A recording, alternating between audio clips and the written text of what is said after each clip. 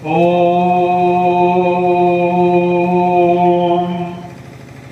ब्रह्मानंदम परम सुखदम केवलम ज्ञानमूर्तिम द्वन्द्वातीतं गगन सदृशं तत्त्वमस्यादिलक्ष्यम् एकं नित्यं विमलं वचनं सर्वधी साक्षिभूतं भावातीतं त्रिगुणरहितं सद्गुरुं तं नमामि। अज्ञानतिमिरान्धस्य ज्ञानाञ्जनशलाकया चक्षुरुन्मीलितं यस्य तस्मै श्रीगुरुवे नमः। अखण्डमण्डलाकारं व्याप्तं येन चराचरम् तत्पदं दर्शितं येन तस्मै श्रीगुरुवे नमः। गुरुर्ब्रह्मा गुरुर्विष्णु गुरुर्देवो महेश्वर गुरुः साक्षात् परब्रह्म तस्मै श्रीगुरुवे नमः। प्रेम से बोलिए गुरुदेव भगवान की जय। तो कुछ भी शुरू करने से पहले भगवान का नाम लेते हैं। आगे की लाइन हम कहेंगे, पीछे की लाइन आप लोग दोहराइएगा हमारे साथ। श्री राम जय राम जय जय राम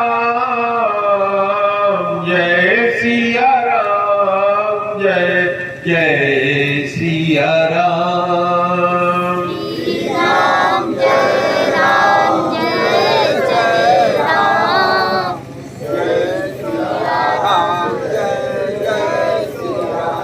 जय रघुनंदन जय सिया राम सीताराम जय सीताराम।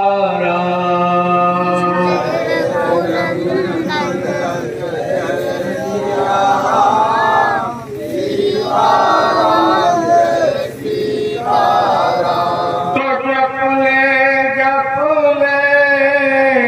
राम का नाम जो आपन चाहे कल्याण। राम का नाम जो आपन चाहे कल्याण।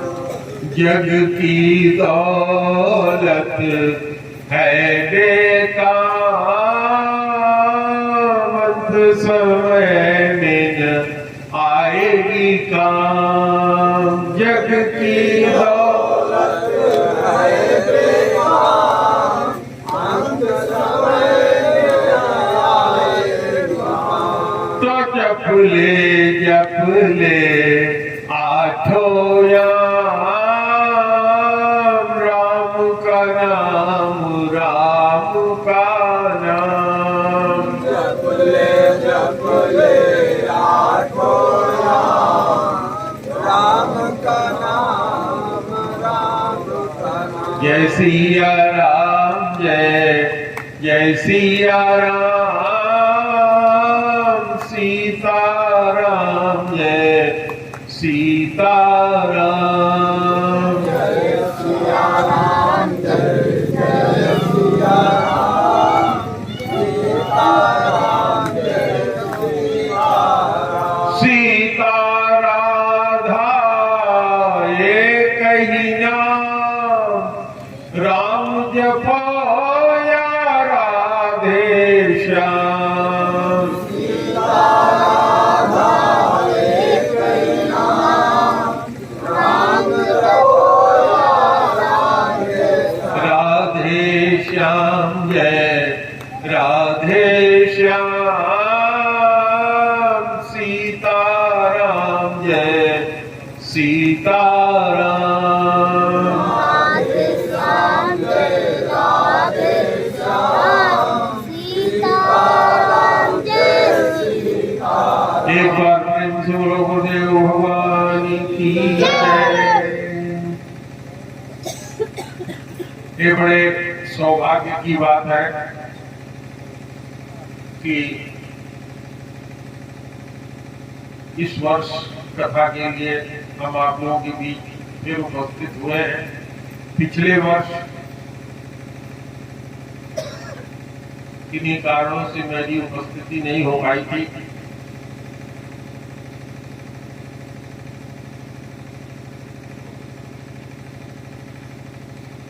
आज राम कथा की शुरुआत हम लोग करेंगे गुरुदेव की कृपा से।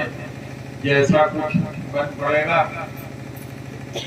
जहां तक बन पड़ेगा कथा होगी और 9वीं तक ये कथा चलेगी। कथा का समय यही होगा जो आज आप लोगों ने देखा है। तो रामायण जी की आरती हम लोग गाया करते हैं और आज हम आरती से ही रामायण की कथा शुरू करेंगे। हमारे गुरुदेव जो कदाचित आप लोगों के भी गुरु रहे हैं, कहा करते थे मैं गड़बड़ आदमी हूँ और गड़बड़ देना काम। तो मैं भी गुरु जी से यही कहा करता था कि मैं आपका गड़बड़ चेला। प्रेम से बोलो गुरुदेव भगवान की जय। तो आरती हम लोग रामायण की करते हैं। आरती का मतलब होता है, आग का मतलब होता है दुखी। जो दुखी होता है उसको कहते हैं आग। और इस दुख को जो दूर करने वाला होता है वो कहलाता है त्राता। भगवान है त्राता, जो दुख को दूर करे। कहते हैं त्राहि माम, यानी रक्षा करो रक्षा करो। तो जो इसको दूर करे वो कहलाता है त्राता। और अपनी बात कहने के लिए, अपने दुख को कहने के लिए, अपनी गाथा को बताने के लिए जो चीज कही जाती है उसको आरती कहते हैं।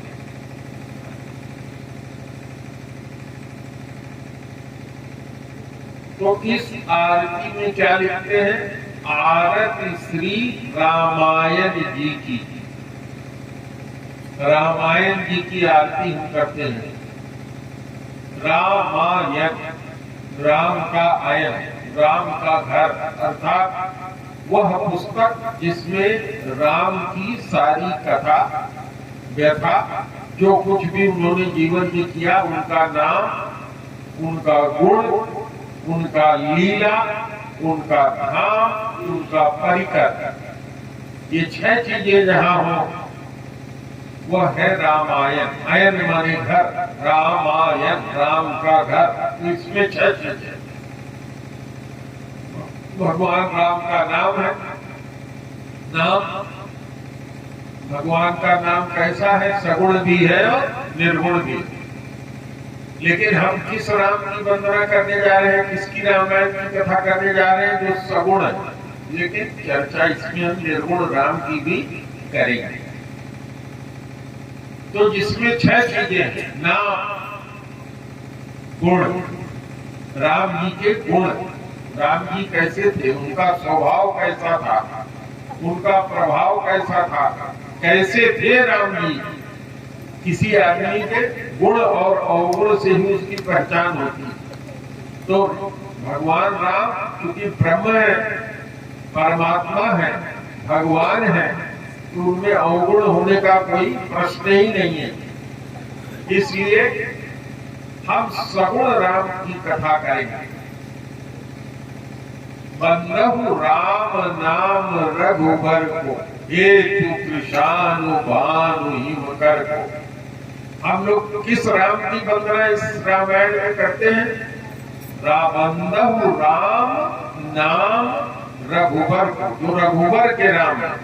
राजा रघु के खानदान में जो श्रेष्ठ राम पैदा हुए हैं, अर्थात सगुण राम की हम वंदना करेंगे। उनके नाम, उनके गुण, उनके लीला, उनके धाम, उनके परिकर की चर्चा इसमें हम करेंगे। तो इस रामायण में क्या है?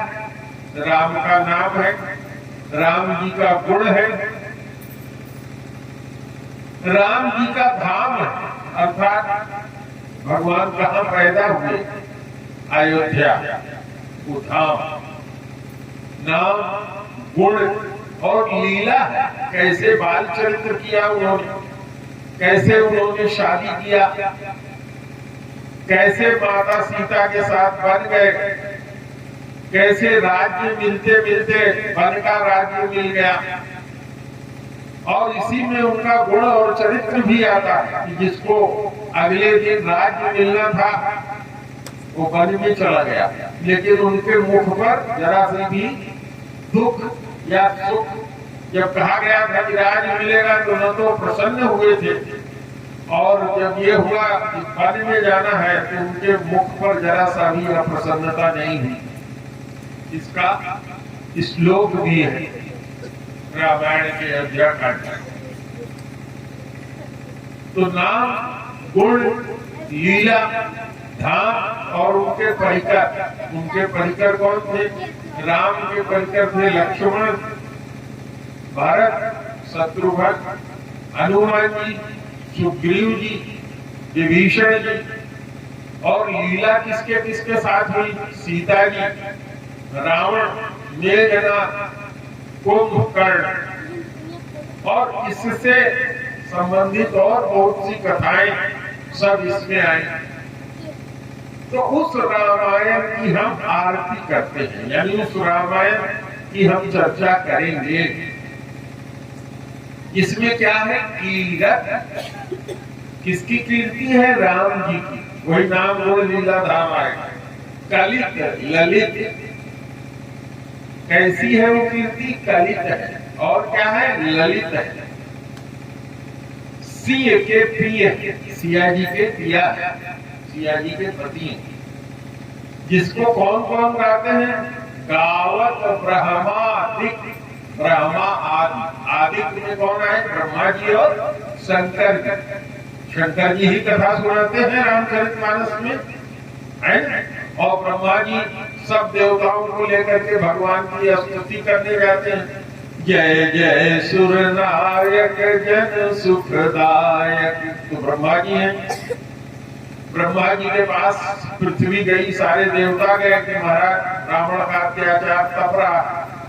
तो वो ब्रह्मा जी, आदि शंकर जी और नारद जी। नारद की कथा है रामायण में? नहीं है, है ना? है कथा नारद जी और वाल्मीकि विज्ञान विशारद। वाल्मीकि जी ने जो कथा रामायण में कही थी, जो विज्ञान के विशारद है। विज्ञान किसको कहते हैं? ये भी इस कथा में आती, बार बार ज्ञान, विज्ञान आता। तो ये क्या है? इसी रामायण की चर्चा में हम सब चर्चा करेंगे। सुख, सनकाद, शेष और सारद। सुख माने सुखदेव जी। सुखदेव जी ने भी भागवत की कथा सुनाते हुए 6 अध्यायों में श्री राम जी की कथा सुनाई है। पहले राम की कथा सुनाया, फिर कृष्ण की कथा सुनाया। आप लोगों ने भागवत की कथा सुनी होगी। सनकादिक, सनकादिक कौन है? 4 मुनि हैं। ब्रह्मा जी ने जब सृष्टि की रचना करना प्रारंभ किया तो आदि माने शुरुआत में 4 लोगों को मानस पुत्र पैदा किया कि हमारे 4 बेटे हो जाएंगे तो ये चारों सृष्टि का निर्माण करेंगे। आप सब लोग नाम उनका जानते हैं, सनत, सनंदन, सनातन और सनत कुमार। ये 4 मानस पुत्र उन्होंने पैदा किए। लेकिन ये सब क्या थे? भगवान की उपासना के लिए गए। भगवान कौन? राम। राम कौन? जो ब्रह्म। ब्रह्म कौन? जो परमात्मा। और उपासना करने के बाद ये सब लौट करके जब आए, सारा ज्ञान मिल गया, तो इन सबों ने ब्रह्मा जी से आकर के कहा कि पिताजी महाराज, हम माया में भगवान के लिप्त नहीं होना चाहते। हमने भगवान से प्रार्थना किया है कि हम हमेशा 5 साल के बच्चे जैसे बने रहें। क्यों? क्योंकि 5 साल 4 साल का लड़का हो या लड़की, उसे आप चाहे नंगा रखिए चाहे वस्त्र पहना रखिए, आपको तो लगता है कि ये लड़की है या लड़का है, उसके अंग देख के आप जानते हैं। लेकिन लड़की नहीं जानती कि मैं क्यों लड़की हूँ, क्यों मुझे वस्त्र पहनना चाहिए। और 4-5 साल का लड़का भी नहीं जानता कि मुझे क्यों वस्त्र पहनना चाहिए। तो उनके अंदर संसार के विकार नहीं आएंगे। इसलिए उन्होंने कहा कि हमको 4-5 साल की उम्र है, तो बहुत प्राचीन, जब से सनातन सृष्टि हुई तब से चले आ रहे हैं, कभी उनका नाश नहीं होता। लेकिन वो उम्र उनकी क्या है? 4-5 साल के बच्चों की। शेषनाग कौन है? जो इस धरती को धारण करते हैं अपने सर के ऊपर। लक्षण धाम। और एक है शेषनाग, राम जी के भाई। जो शेषनाग है, जो लक्षण के धाम है, जिनको गुरु वशिष्ठ ने नाम क्या दिया? लक्ष्मण। तो वो भी इसमें सुख संतादि शेष। शेषनाग का नाम यहाँ क्यों है? क्योंकि उनके 1000 मुख है, 1000 मुख है। 1000 मुख से वो भगवान की वंदना करते हैं। और भगवान विष्णु, जिनको परमात्मा कहा जाता है, उसी शेष की सैया पे क्या करते हैं? विश्राम करते हैं। और किसकी चर्चा है? पवन सुत, पवन पुत्र हनुमान की चर्चा है। हनुमान जी की सुंदर नीकी कीर्ति, हनुमान जी की कीर्ति किसमें है? इस रामायण में। ऐसे रामायण की हम क्या करते हैं? आरती करते हैं, गाते हैं।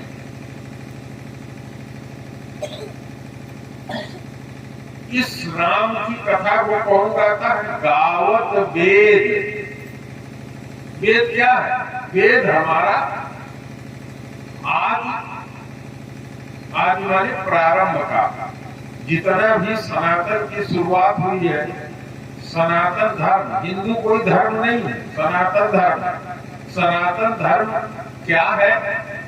कैसे इसका पालन किया जाए, क्या क्या है सनातन धर्म में, वो सब कहाँ लिखा हुआ है? वेद। और वेद के बाद जो सबसे पहले ग्रंथ प्रकट हुआ, वेद से पहले, उसको कहते हैं पुराण। ब्रह्मा जी ने जब भगवान का ध्यान किया, श्रीमद् भागवत में कथा आती है, तो सबसे पहले उनके मन में क्या प्रकट हुआ? पुराण। पुराण प्रकट हुए। पुराणों के बाद तब वेद प्रकट हुआ। तो गावत वेद पुराण अष्टदश, अष्ट और 10 माने 18 पुराण, और 18 उपपुराण भी है, 18 पुराण भी है। 6 शास्त्र सब ग्रंथन को रस। 6 शास्त्र कौन है? कौन कौन जानता है? 6 शास्त्र कौन कौन है? कोई बताएगा आपको? जानते हैं? बताया जाए या नहीं? 6 शास्त्र कौन है? शास्त्र की ही तो हम लोग चर्चा करते हैं। ये रामायण या भागवत, ये सब भी एक शास्त्र की ही चर्चा करते हैं, उसी शास्त्र की ही चर्चा आती है। तो ये 6 शास्त्र हैं। सांख्य शास्त्र पहला, दूसरा योग शास्त्र, तीसरा न्याय शास्त्र, चौथा वैशेषिक शास्त्र, पांचवा मीमांसा शास्त्र या दर्शन भी कहते हैं, उत्तर मीमांसा या वेदांत। इस तरह से ये 6 दर्शन, ये सनातन दर्शन कहलाते हैं। और जो हमारा रामायण और भागवत है, इसी वेदांत दर्शन की व्याख्या। तो गावत वेद पुराण अष्टदश छो शास्त्र सब ग्रंथन को रस। भागवत की भी कथा कहते हैं तो कहते हैं इसमें रस ही रस है, गुठली नहीं है। ऐसे इस रामायण में भी रस ही रस है। रस क्या होता है? जब आप बहुत थक जाते हैं, बहुत गर्मी धूप लगी रहती है, घर आते हैं तो क्या करते हैं? चीनी, नींबू, दही मिला करके रस बनाते हैं, पीते हैं। और जब आम फलता है तो उसका रस पान करते हैं, आनंद ही आनंद आता है। तो सभी शास्त्रों का रस है, यानी उसकी जो गुठली है, उसका जो छिलका है, वो सब बाहर है, वो यहाँ नहीं है। जब आप आम भी खाते हैं तो छिलके को छीलना पड़ता है, गुठली को बचाना पड़ता है, दांत उसमें न लगने पाए क्योंकि वो कड़ी होती है, तब हम रस पान करते हैं। लेकिन ये तो ऐसा है जिसमें रस ही रस है। छो शास्त्र सब ग्रंथन को रस अमुनि जन धन। मुनियों का, मुनि किसको कहते हैं? जो अपने मन को बस में कर ले। तो यहाँ हम लोगों में कोई ऐसा है जो ये कह सकता है कि हमारा मन हमारे बस में है? नहीं। तो जिन्होंने मन को अपने बस में कर लिया है, ऐसे मुनियों का, और जन माने जनता का, साधारण जन, हम आप सब साधारण जन हैं। ये हमारा क्या है? धन है, रुपया पैसा धन सब कुछ है। और संतों का ये सर्वस है। संत लोग जो है उनका ये सब कुछ है। सार अंश सम्मत सब ही की। जैसे सार माने सूप लेके हम निकालते हैं, जो तत्व होता है वही बचता है, और जो छिलका होता है वो क्या होता है? उड़ जाता है। तो ये केवल तत्व ही तत्व है, सार अंश है। गावत संतत शंभु भवानी। भवानी के कहने से इसको लगातार गाते रहते हैं। कौन? शंभु, जो स्वयंभू है, जिनको किसी ने पैदा नहीं किया।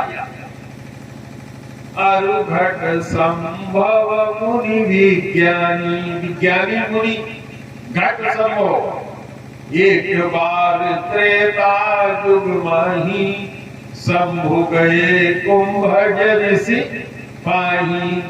संग सती जग जननी भवानी, अपूजे ऋषि अखिलेश्वर ज्ञानी। तो वो भी क्या करते हैं? राम की पूजा करते हैं। रामायण जो उन्होंने कहा, जो भगवान शंकर को सुनाया, वही रामायण इसमें है। व्यास जी ने जो भागवत लिखा, राम कथा लिखा, अन्य जो महान कवि हैं जिन्होंने वर्णन किया, काकभुसुंडी जी ने जो कथा गरुड़ जी को सुनाई, वो कहाँ है? इस रामायण में है। और क्या इसका गुण है रामायण का? कलिमली हरण। कलयुग में क्या है? मल ही मल है, बुराई ही बुराई है। हम लोगों का मन क्या है? मलिन है। हर आदमी का कर्तव्य कैसा है? खराब ही खराब। धर्म संगत नहीं है। धर्म के 3 पैर तो समाप्त हो गए, केवल एक ही पद बचा हुआ। कौन सा? दान।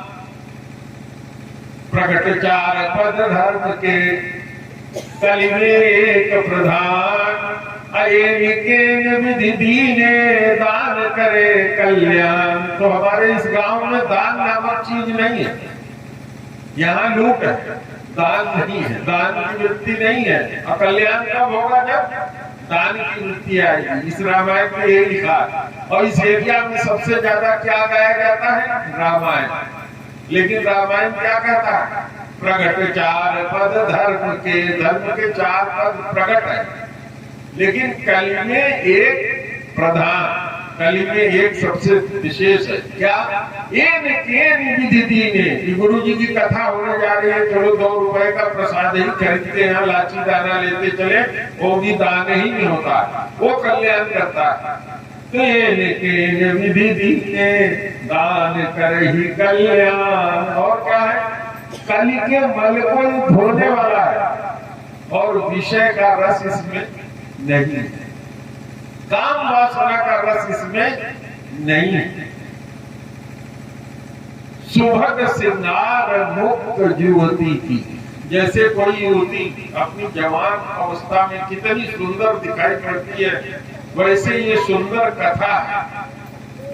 दलन रोग भव भूरी अमी की, भव रोग इस संसार में पैदा होना, बढ़ना, मरना, फिर पैदा होना, फिर बढ़ना, फिर मरना, 85 लाख योनियों की जो गाथा है भवरोग, उसके लिए क्या है, अमृत है। दलन रोग भव मूरी अमृत है, अमीर चूरन है, अमृत रूपी चूरन है। और क्या है, तात मात सब विधि तुलसी की, तुलसीदास जी की तो ये कहते हैं, तुलसीदास जी की मेरे माता भी है और मेरी पिता है, पिता भी है, क्योंकि तुलसीदास जी कहते हैं कि मैं तो राम नाम के अलावा और कुछ जानता ही नहीं, मेरे तो 2 आकर माई बाप। पढ़ते हैं आप लोग रोज रामायण पढ़ते हैं, क्यों भाई सुन लीजिए। तो ये रामायण है, इसमें ये वर्णन है। अब इस रामायण को गोस्वामी जी ने 7 भाग में बांटा है, जिसको 7 कांड कहते हैं। और इसके प्रथम कांड में 7 कांडों के प्रतीक रूप से 7 श्लोक उन्होंने लिखा है, जो बहुत गूढ़ार्थक है।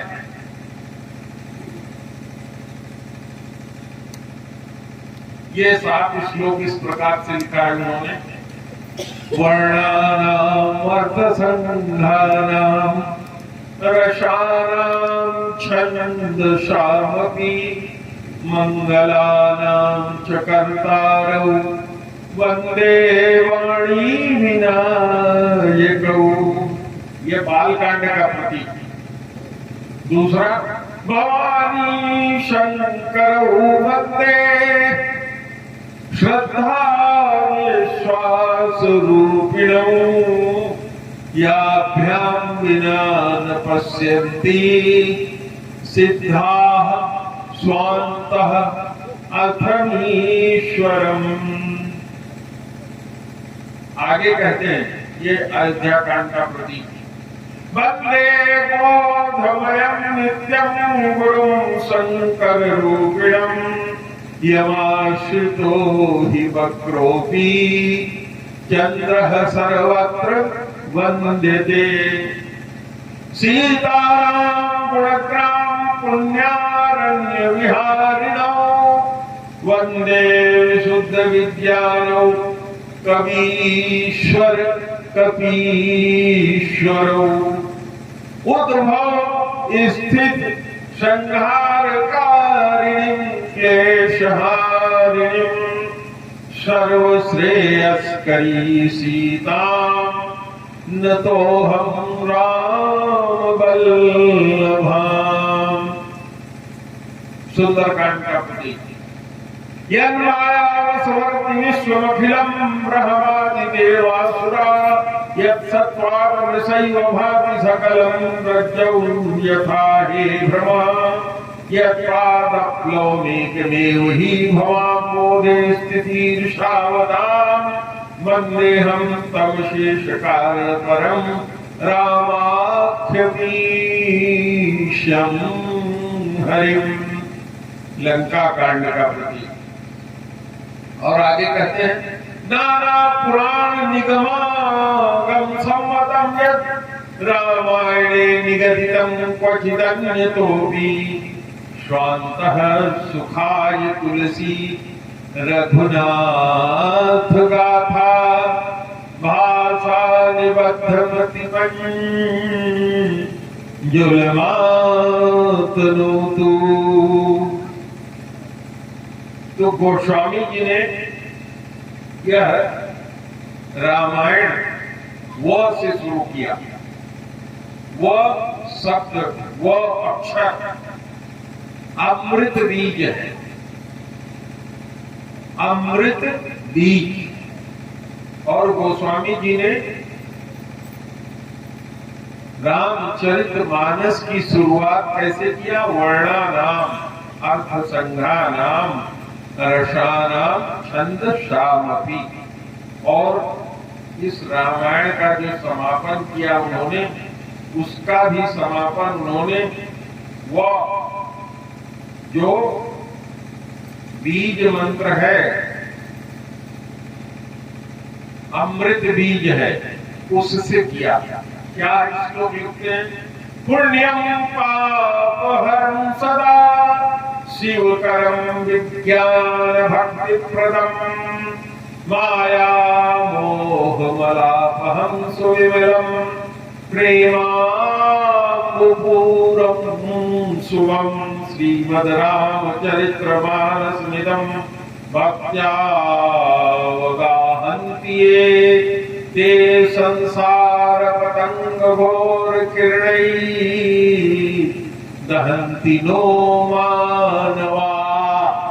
मानवा वो आया तुम्हें, और वह से इसकी शुरुआत हुई। वर्णानाम अर्थ संज्ञानाम रसानाम छंदसामपि। और रामायण की अंतिम कहां से हुआ? नो मानवा, यानी इसके शुरू के अक्षर से लेकर के जहां से आप रामायण शुरू करते हैं और जहां इस रामायण का समाप्त होता है, वहां तक इसमें क्या भरा हुआ है? अमृत ही अमृत भरा है। विषय थोड़ा शुष्क है, हो सकता है आप लोगों को अच्छा न लग रहा हो, क्योंकि जो कथा कहने वाला होता है उसको कथा अपनी रुचि के अनुसार और श्रोताओं के अनुसार कहना चाहिए। लेकिन क्योंकि मैं जानता हूं कि आपका यह क्षेत्र, इसमें रामायण अत्यधिक पढ़ा जाता है, नवान पढ़ायन, और आप लोगों में से बहुत से ऐसे लोग हैं जिनको पूरी रामायण कंठस्थ है, याद है, तो इसके मुख्य मुख्य बिंदुओं पर हम आपका ध्यान आकृष्ट कर रहे हैं। क्योंकि गोस्वामी जी ने रामायण की आरती करते हुए क्या लिखा? कलिमल हरन विषय रस फीकी। इस रामायण में विषय का रस नहीं है।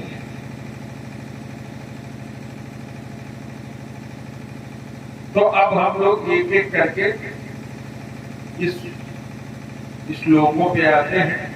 इसमें से एक एक श्लोक ऐसे हैं जिनकी अगर व्याख्या किया जाए तो एक सप्ताह जितने दिन हमारी कथा है उसमें केवल एक श्लोक की ही व्याख्या चलती रहेगी, खाली वर्णानाम अर्थ संज्ञानाम। वर्ण वर्ण माने होता है अक्षर। अक्षर का मतलब जिसका क्षरण न होता हो, जिसका नाश नहीं होता, वो क्या है? अक्षर। तो ये अक्षर कौन कौन से हिंदी में? अ से लेके ज्ञ तक है ना? अ आ इ ई उ ए ऐ ओ औ आ, क ख ग घ अंग च छ ज झ य, इस तरह से छत्र ज्ञ। बात समझ में आ गई? समझ में आ रही है?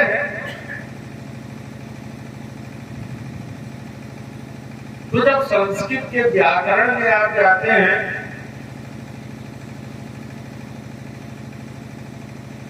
तो ये एक एक अक्षर एक एक चीज का प्रतीक है। अगर किसी प्राइमरी स्कूल के बच्चे को पढ़ाना है तो माने मास्टर समझाते हैं कि ऐसे गोला सा बनाओ, फिर एक बेड़ी पाई लगाओ और ये लगाओ, ये हुआ आ।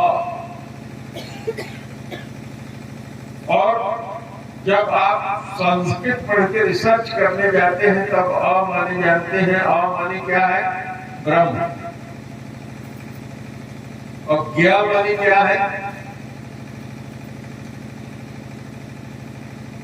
जो समस्त चीज का ज्ञाता हो, अर्थात वो भी ब्रह्म। तो वर्णाना, ये वर्ण है, अ से लेके ज्ञा तक, ये क्या है? वर्ण। और इन्हीं के मिलने से क्या बनता है? अक्षरों के मिलने से क्या बनता है? शब्द बनता है, और उसी से अर्थ बनता है। गोस्वामी जी ने बहुत सुंदर इसको लिखा है समझाने के लिए। गिराय अर्थ जल बीच सम, कहियत भिन्न भिन्न। गिरा माने वाणी। अब जो मैं बोल रहा हूं इसमें उसका अर्थ निहित। अगर मैं कहता हूं कमल, तो इसका अर्थ आप समझ जा रहे हैं, कमल कहने मात्र से। तो गिरा माने वाणी और उसका अर्थ दोनों एक साथ ही रहते हैं। तो वर्ण यानी अक्षर और अक्षरों का संग, उससे क्या बनता है? शब्द। तो वो जो संग बनता है उसमें क्या निहित हो जाता है? उसका अर्थ। तो अक्षर और अक्षरों का समूह, इसकी देवी कौन सी कहलाती है? सरस्वती। सरस्वती देवी इसकी होती है। लेकिन जिस जबान से हम बोल रहे हैं इसको क्या कहा जाता है? वाणी। क्या बोलते हैं? वाणी। अगर जिसको वाणी नहीं है उसको क्या कहते हैं? गूंगा। नहीं कहते। तो ये वाणी यानी सरस्वती कहाँ निवास कर रही है? हमारे आपके जिह्वा में, मुंह में। तो वर्णानाम अर्थ संधानाम, और जब ये सब एक साथ होते हैं तो क्या बनता है? रस बनता है। उससे कई अक्षर मिल करके और कई शब्द मिला करके एक लाइन बनती है, और जिसमें क्या रहता है? जिससे आपको समझ में आता है कि इसमें रस है।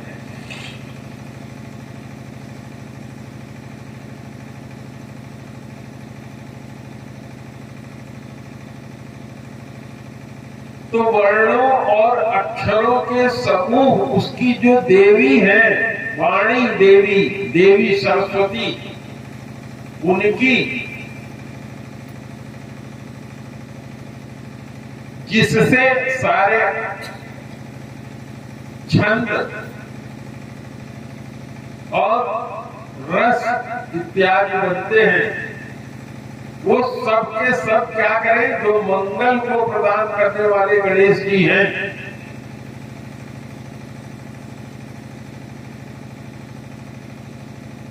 और यहाँ क्या लिखा उन्हें? मंगला नाम चकर्तारो, जो मंगल के करता है। ऐसे वाणी और विनायक की मैं वंदना करता हूं।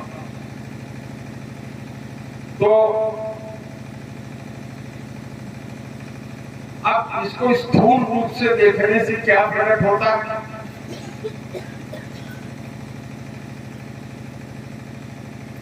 कि इस श्लोक में गोस्वामी जी ने वाणी यानी सरस्वती देवी, देवी सरस्वती और गणेश जी की वंदना किया, लेकिन ऐसा नहीं है। गोस्वामी जी ने यहाँ देखने में तो लिखा है वाणी और गणेश को, लेकिन यहाँ जो इनकी वंदना है ये माता सीता और भगवान राम का ही है। तो एक छोटा सा आप लोगों के सामने इसका बहुत शुष्क विषय है, लेकिन जानिए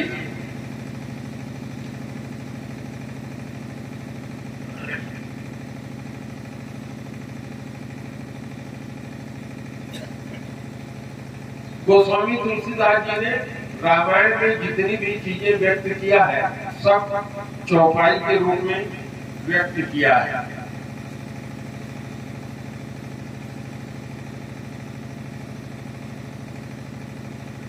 गोस्वामी जी ने लिखा है बालकांड के 150वें चौपाई 5वें लाइन में शारद दारुणारि सम स्वामी राम सूत्रधर अंतर्यामी। ठीक है, लिखा है। तो यहाँ राम जी को ही क्या बताया? सूत्रधार। तो प्रकारांतर से यह होता है वाणी और गणेश की जो किया वो राम और सीता के लिए। आगे गोस्वामी जी लिखते हैं बालकांड के 39वें दोहे में 5वीं चौपाई, सकल विघ्न व्यापहि नहीं तेहि राम सुकृपा बिलो कहीं जेहि मोर सुधारहि सो सब भांति जा सुकृपा नहीं कृपा अघाती। राम सुस्वामी कुसेवक मोसो। गोस्वामी जी अपने लिए कह रहे हैं कि राम जैसा सुंदर स्वामी और कुसेवक मेरे जैसा निज दिस देखी दया निधि पोसो। तो इस तरीके से इस प्रथम श्लोक में प्रकारांतर से इस ग्रंथ की शुरुआत करने के लिए यह ग्रंथ मंगलदायक हो, बीज मंत्र व जो अमृत सूचक है उससे शुरू करके इस रामायण का अंत किया। और नाम किसी का लिखा लेकिन वहां बोध किसी और का है। रामायण गोस्वामी जी ने लिखा रामचरितमानस, इसमें किसका वर्णन है? राम जी की कथा है। विनय पत्रिका किसने लिखा? गोस्वामी जी ने लिखा। गीतावली किसने लिखा? गोस्वामी जी ने लिखा। क्या है इसमें? राम जी का वर्णन है। विनय पत्रिका में क्या है? राम जी का वर्णन है। कवितावली उसमें किसका वर्णन है? राम जी का वर्णन है। दोहावली किसका वर्णन है? राम जी का वर्णन है। तो एक पूरे संसार में एक ऐसा कवि हुआ है जिसने 12 ग्रंथ लिखे और 12 ग्रंथ में किसका वर्णन लिखा? केवल अपने स्वामी राम का ही। और सारे ग्रंथों को आप बार बार पढ़िए, कभी तबीयत उठती है, कभी तबीयत नहीं उठती। कोई राम अखबार आपके यहाँ आता है, एक बार निगाह डाल लेते हैं, पढ़ लेते हैं, उसके बाद 2 घंटे बाद फिर मन करता है उसको उठाने का? बोलो, नहीं करता। क्या हो जाता है? कूड़ा। लेकिन रामायण आपके यहाँ बाबा ने खरीद के रखा है, अब पोते के समय तक वर्तमान है और सभी रोज पढ़ते हैं और रोज नई नई चीजें मिलती जाती है। तो इस रामायण में गोस्वामी जी ने श्रीमद् भागवत ये पुस्तक मैं ले आया हूं श्रीमद् भागवत का, श्री भागवत महापुराण। इसमें भगवान श्री कृष्ण का सारा लीला कथा लिखा हुआ है। और ये किस चीज का वर्णन है? वेदांत दर्शन। जो वेदांत दर्शन है, छठा दर्शन जो मैंने आपसे चर्चा किया, उस वेदांत में जो भक्ति है, ज्ञान है और वैराग्य है, उसी की व्याख्या की गई है। तो इस रामायण ग्रंथ में आपको क्या मिलता है? ज्ञान। और क्या मिलता है? भक्ति। और क्या मिलता है? वैराग्य। तो सीधा सीधा आप ये जानिए कि जितनी भक्ति आपके अंदर उत्पन्न होगी, उतना ही ज्ञान और वैराग्य मिलता जाएगा। गोस्वामी जी ने लिखा, भोजन करहि तृपित हित लागी। हम भोजन क्यों करते हैं? तृप्ति के लिए। लेकिन उससे हमको क्या मिलता है? तृप्ति तो मिलती ही है, पुष्टि भी मिलती है, शक्ति भी मिलती है। आप शक्ति लेने के लिए भोजन करने जाते हैं? नहीं। आपको तो तृप्ति चाहिए होता है। भूखे होते हैं, पागलपन सवार होता है, कोई सोच के खाता है कि हम इससे बलवान बनेंगे, पेट भरने के लिए जाता है। लेकिन ये चीजें एडिशनल मिल जाती हैं, अतिरिक्त मिल जाती हैं। तृप्ति और भोजन करता है तृप्ति के लिए, लेकिन पुष्टि और शक्ति ये अपने आप मिलती है। उसी तरह से जैसे जैसे भक्ति आप करते जाएंगे, वैसे वैसे उतना ही ज्ञान और उतना वैराग्य आपके अंदर उत्पन्न होता जाएगा। अब दूसरी चीज की चर्चा मैं आपसे करूंगा। पूरी रामायण में कहीं कहीं आप पढ़ते हैं कि राम ब्रह्म है, कहीं आप पढ़ते हैं कि राम परमेश्वर है, और कहीं आप पढ़ते हैं कि राम क्या है? भगवान है। तो गोस्वामी जी ने इस रामायण में 3 वक्ता और 3 श्रोता मुख्य रखा है।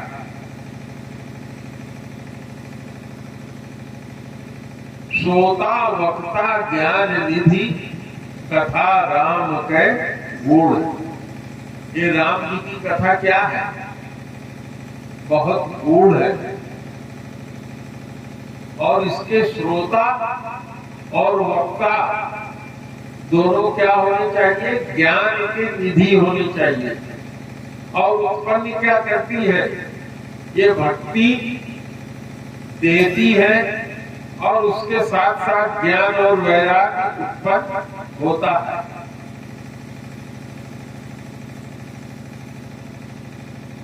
तो जो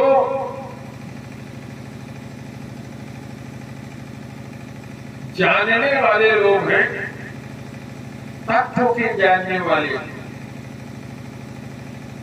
गीता पढ़ते हैं तो उसमें कहा जाता है कि भगवान को आप तत्व से जानिए। रामायण पढ़ते हैं तो उसमें भी कहा जाता है कि आप भगवान को तत्व से जानिए। और सीधे सीधे आप तत्व क्या होता है, ये मैं आपसे चर्चा कर रहा हूं। जैसे अगर मैं आपसे पूछूं कि यूरिया में क्या तत्व होता है, तो आप सबको बता देंगे, या कोई ऐसा भी है जो नहीं बता पाएगा? रामपाल दादा बताइए, यूरिया में कौन सा तत्व मुख्य होता है? नाइट्रोजन। आप सब लोग सहमत है इनसे जो ये बता रहे हैं? और डीएपी में नाइट्रोजन नहीं है अमोनिया के रूप में, डाई अमोनियम फास्फेट। वहां अमोनिया जो है वो यूरिया का काम करती है, उसमें भी नाइट्रोजन मिलता है, लेकिन उसका नाम अलग है, डाई अमोनियम फास्फेट। और एक तीसरी खाद आती है, उसको क्या बोलते हैं? NPK। सुना है ना आपने? आप लोग किसान हैं, आप कथा को बड़े साधारण ढंग से आप लोगों को समझाना चाहते हैं, इसलिए बता रहे हैं। तो N माने नाइट्रोजन, क्यों दादा यही तो है। P माने फास्फोरस, और K माने पोटास। K NPK, K माने पोटास, कैल्शियम नहीं होता हो, पोटास होता है NPK। देख लीजिएगा बोरी पे। तो इसी तरह से भगवान के भी नाम क्या है? 3 है। जैसे NPK में भी वही तत्व है, डाई अमोनियम फास्फेट में भी वही तत्व है, यूरिया में भी वही तत्व है, लेकिन यूरिया में नाइट्रोजन का तत्व ज्यादा है। NPK में नाइट्रोजन भी है, फास्फोरस भी है और पोटास भी है, तीनों के साथ है। और डाई अमोनियम फास्फेट में फास्फोरस है और नाइट्रोजन है। तो इसी तरह से इसको कहते हैं तत्व। जो यहाँ नाइट्रोजन है वो क्या है? तत्व है। फास्फोरस क्या है? एक तत्व है। अमोनिया क्या है? एक तत्व है। तो जो तत्व के जानने वाले हैं वो कहते हैं वदन्ति तत्त्वविदस्तत्त्वं यज्ञानमदद्वयम् ब्रह्मेति परमात्मेति भगवानीति शब्दते। जो तत्व के जानने वाले हैं, जैसे मैंने आपको समझाया कि ये जितनी भी खाद डालोगे इसमें कोई न कोई तत्व पौधे को मिलेगा। अगर ज्यादा नाइट्रोजन की जरूरत है तो हम दूसरी खाद डालते हैं, नाइट्रोजन फास्फोरस पोटास की जरूरत है तो अलग खाद डालते हैं। तो उसी तरह से जो तत्व के जानने वाले हैं वदन्ति तत्त्व, उस तत्व के जानने वाले कहते हैं इदस्तत्वम, जो ये ज्ञान तत्व है इसी को कहते हैं ब्रह्म। ब्रह्मेति, इसी को ब्रह्म कहते हैं। ब्रह्म इति, यही ब्रह्म है। इसी को कहते हैं परमात्मेति, इसी को कहते हैं परमात्मा। और इसी को कहते हैं भगवान, इसी को कहते हैं भगवान। तो ब्रह्म क्या है? निर्गुण और निराकार। राम ब्रह्म व्यापक जग जाना परमानंद परेश पुराना। रामायण में आइए तो भाई मैं कहीं अलग से मैं कह रहा हूं। राम ब्रह्म व्यापक जग जाना परमानंद परेश पुराना। तो राम ही ब्रह्म है, राम ही परमात्मा है और राम ही भगवान है। यही चीज कौन पूछता है? एक श्रोता एक वक्ता से पूछता है। वो पहला श्रोता वक्ता कौन है? खिचड़ी का महीना जब आता है, मकर संक्रांति होती है, तो उसमें सब लोग, आप लोग इस गांव वाले तो ज्यादा जाते हैं नहाने, भागवत की कथा सुनने नहीं आते। कहाँ? खुटहरा धाम में जो गुरुदेव ने रखा है। पता लगता है इस गांव के लोग कहाँ गए हैं? वो नहाने गए हैं इलाहाबाद, प्रयागराज।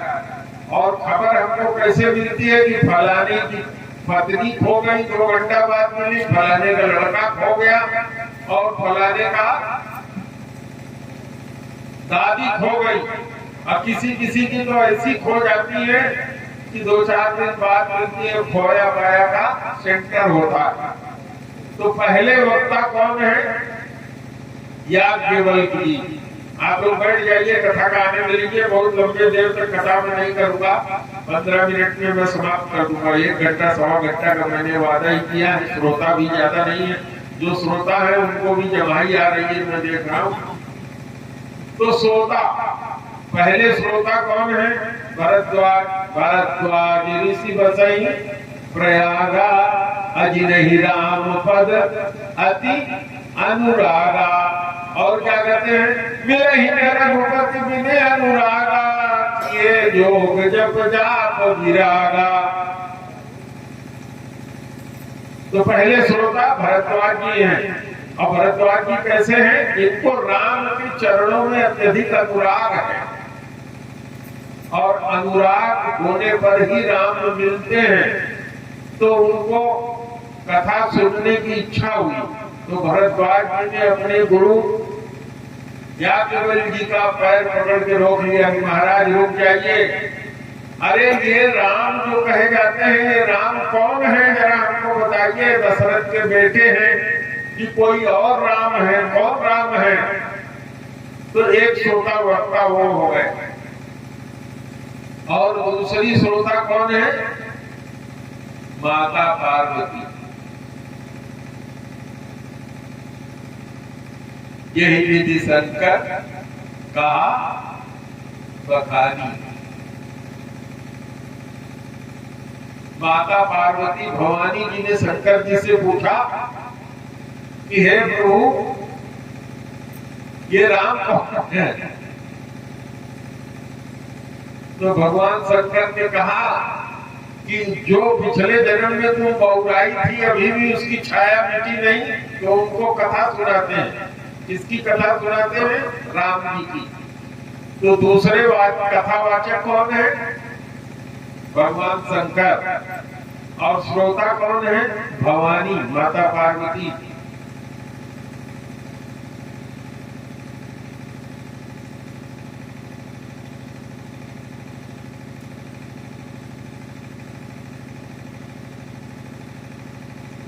और तीसरे श्रोता कौन है?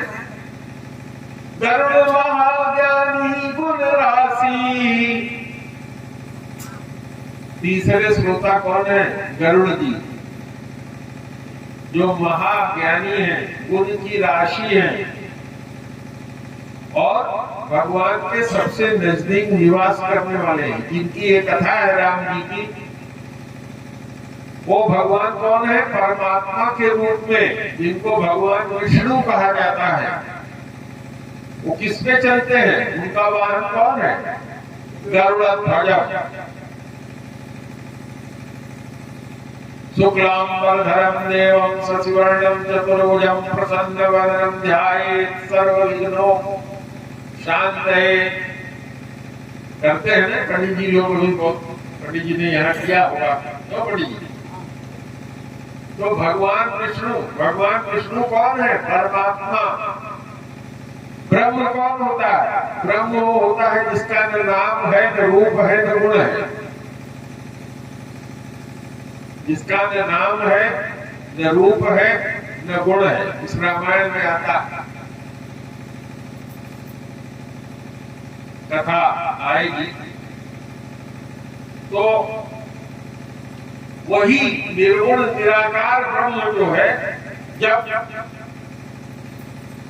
क्षीर सागर में स्वरूप धारण करता है, तो वो परमात्मा कहलाता है। ब्रह्म के जो उपासक होते हैं, वो निर्गुण उपासक कहलाते हैं। तो ये जो अभी हमने रामायण की वंदना, रामायण में आरती किया, तो उसमें जो नारद जी हैं, जो सनकादिक जी हैं, ये सब लोग किसके उपासक हैं? निर्गुण ब्रह्म के उपासक हैं। जो बाद में क्या हो गए? सगुण हो गए, सगुण की उपासना करने लगे। तो निर्गुण ब्रह्म, जिस निर्गुण जो होता है उसको क्या कहते हैं? ब्रह्म। ब्रह्म का मतलब होता है जिसमें ऐसी शक्ति हो कि जो खुद बड़ा हो और दूसरे को भी बड़ा कर सके, उसको क्या कहते हैं? ब्रह्म। और इस स्थान का नाम गुरु जी ने क्या रखा है? ब्रह्म धाम। क्योंकि यहीं पर हमारे गुरुदेव भगवान को ब्रह्म की प्राप्ति हुई, तो इसका नाम क्या रख दिया उन्होंने? ब्रह्म धाम। कोई नहीं। तो जो ब्रह्म की उपासना करता है उसको क्या मिलता है? ब्रह्मानंद। जो परमात्मा की उपासना करता है उसको क्या मिलता है? परमानंद। और जो भगवान की उपासना करता है उसको क्या मिलता है? प्रेमानंद। ये तीन चीज याद रखो, तभी समझ पाओगे। ब्रह्मानंद, ब्रह्मानंद मगन गुण ज्ञानी, रामायण में आता है। मानव ब्रह्मानंद समाना, दशरथ पुत्र जन्म सुख काना। नहीं है जब भाई, अरे भाई कुछ तो आपको गर्दन उर्दन हिलाओ।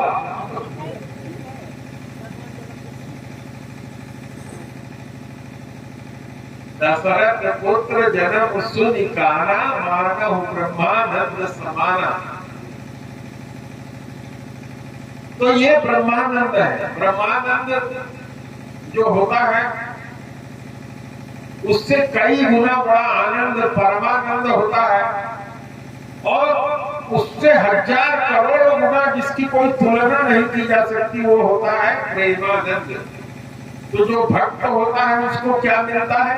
प्रेमानंद। जो योगी होता है उसको क्या मिलता है? परमानंद।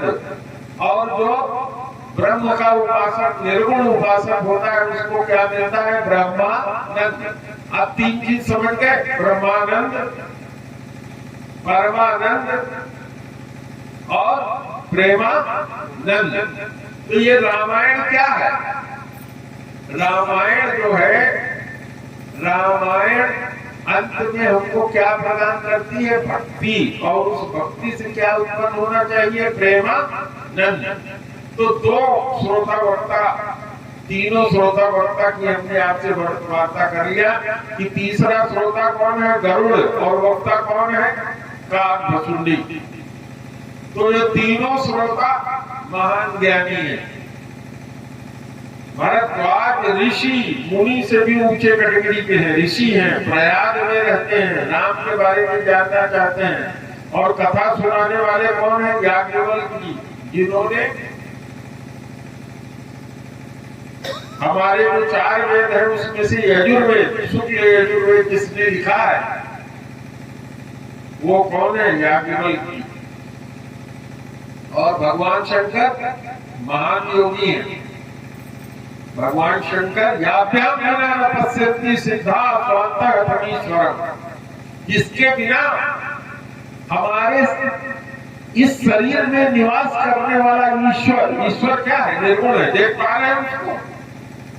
ये निर्गुण नयन सगुण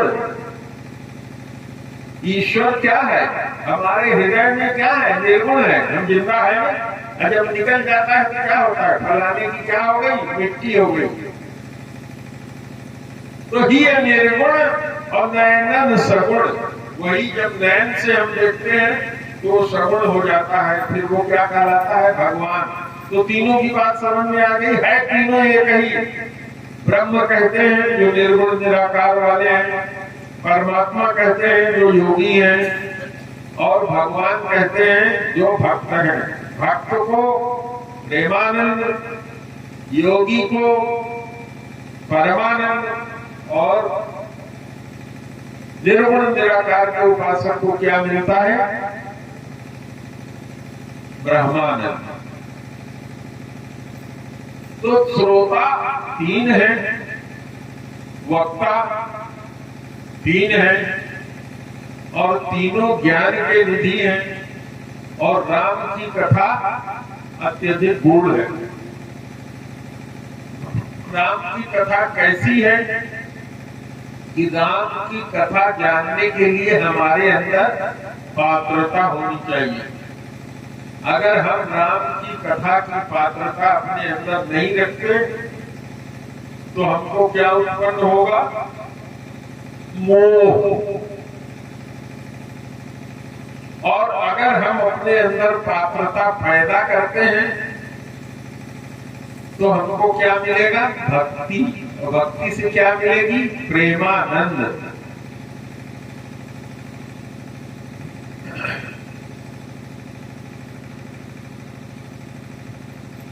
तो स्वामी जी ने लिखा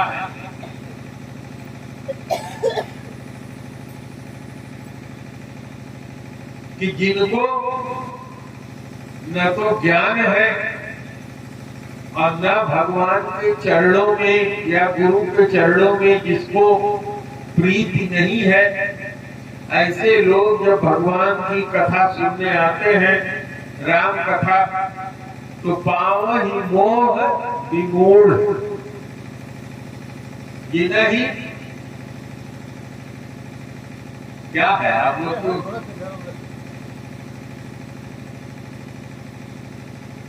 तो हमको अपने अंदर क्या लानी चाहिए रामायण सुनने के लिए?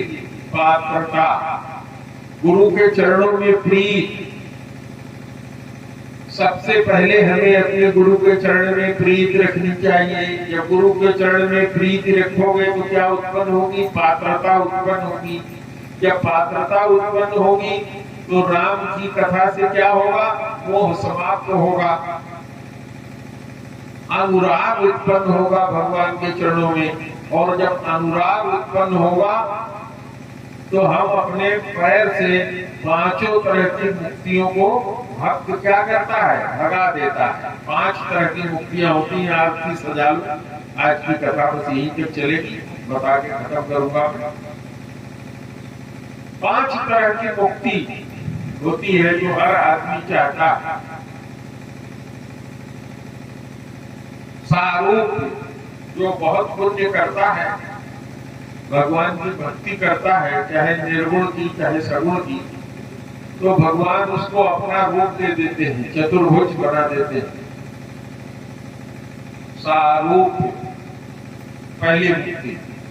दूसरी मुक्ति सामीप्य, हर समय भगवान के नजदीक ही रहेगा। जहां भगवान रहेंगे, मुक्ति पाने के बाद वो भक्त भी, वो ज्ञानी भी, वो योगी भी वही रहेगा। 4 तरह की मुक्तियां भक्तों को मिलती है। 5वीं तरह की मुक्ति सायुज्य मुक्ति, वो ज्ञानियों की होती है। 4 तरह की ये मुक्ति भक्तों को अपने आप मिल जाती है। जैसे भोजन करने से तुष्टि और पुष्टि मिलती है, वैसे ही भगवान की भक्ति करने से 4 तरह की मुक्तियां, सारूप, सामीप, सालोक, सालोक का मतलब भगवान के लोक में रहना, और साष्टि, साष्टि का मतलब होता है ऐश्वर्य। जो ऐश्वर्य भगवान का है, वो ऐश्वर्य, ये 4 तरह की मुक्तियां भक्तों को मिल जाती हैं। लेकिन भगत लोग क्या करते हैं? भगत लोग मुक्ति लेते नहीं। भगत लोग मुक्ति को क्या कहते हैं? छोड़ देते हैं। भरत जी ने क्या कहा? धर्म न अर्थ न काम रुचि गति न चहु निर्वाण। निर्वाण मुक्ति सबसे उच्च स्तर की मुक्ति है। निर्वाण में क्या होता है? सायुज्य मुक्ति, जीव जो है भगवान में ही मिल जाता है। लेकिन ये 5 तरह की मुक्तियां क्या है? जेल है। क्यों जेल है? आप लोगों को कथा मैं सुनाऊंगा। ये रामायण तो आप लोग रोज पढ़ते ही रहते हो। कथा में आनंद आ रहा है कुछ?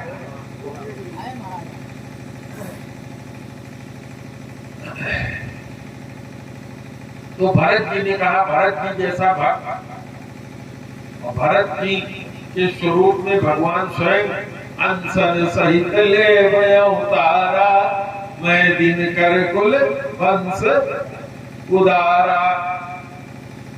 भगवान ने यही तो कहा था कि मैं अपने अंशों के सहित उदार दिनकर कुल में जन्म लूंगा। तो उनके अंश कौन कौन है? राम जी तो वही है, लक्ष्मण, भरत, शत्रुघ्न। और उन्होंने कहीं रामायण में कहा कि यह जो सीता है सोई अवतरे मोर यह माया, यह मेरी माया भी सीता के रूप में मेरे साथ आएगी। तो उसी भरत जी ने भक्ति के सिद्धांत को प्रतिपादित करते हुए क्या कहा? धर्म न अर्थ न काम रुचि गति न चहु निर्वाण। बार बार प्रभु राम पद, भगवान के चरणों में भक्ति रहे, प्रेमानंद मिलता रहे, यह वरदान ज्ञान, इस वरदान के अलावा हमको और कुछ भी नहीं चाहिए। तो प्रेम से बोलो सियावर रामचंद्र की जय, पवन सुत हनुमान की जय, शंकर भगवान की जय, हर हर। तो आरती सत गुरुदेव नमामि, पार ब्रह्म प्रभु अंतर्यामी,